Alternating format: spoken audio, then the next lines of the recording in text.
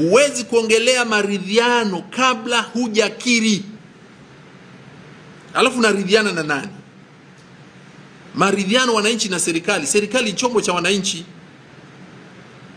Swala ni watu kukaa chini kusema hali hii iliyotokea ili sijirudie, kitu gani kifanyike? Ajenda ya maridhiano baada ya watu kukiri ukweli ndio watakuja. Sasa tumefikaje hapa? Ndio hatua ya pili. Hatua ya kwanza tukiri ukweli kwamba watu na serikali ikiri watu waliuawa kwa risasi za moto na wengine walifuata kwenda kuuawa kwenye miji yao au kwa wazazi wao. Kuna kijiji kimoja huko ukienda kinaitwa Ndaga huko Mbarali kule, kafuatilia uone yaliyotokea huko.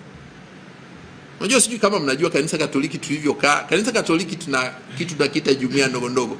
Kila familia iwe ya Mkatoliki sio ya Mkatoliki iko kwenye jumuiya ndogo ndogo fulani.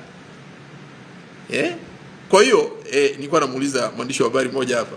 Akaniambia mimi sio Mkatoliki, mimi ni Msabato. Lakini tumepanga kwenye nyumba moja, kwenye nyumba kadhaa kwenye eneo lile. Tulipopanga ikifika siku fulani unaona viti vinatolewa, asubuhi watu wanasali, wanasoma neno la Mungu, wanaelezana na mambo yao. Naendelea. Kuna Waislamu, kuna. Kwa hiyo kila familia nchi hii, sisi wa Katoliki iko kwenye jumuiya ndogo ndogo. Na ndipo hapo tunapopaswa kuonyeshana ukarimu kati yetu, kusaidiana bila kujali itikadi ya dini ya nani na nini.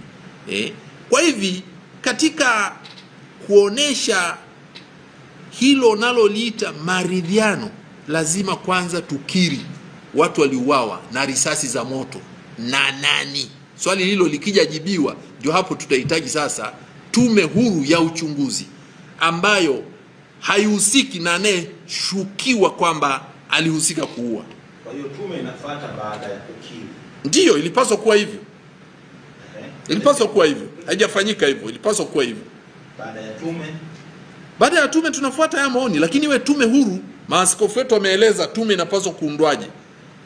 Na wamesema tume hii ihusishe asasi mbalimbali za kiraia, kwa sababu walioandamana na kuuawa sio kundi la watu wa aina fulani, sio wanachama wa chama fulani.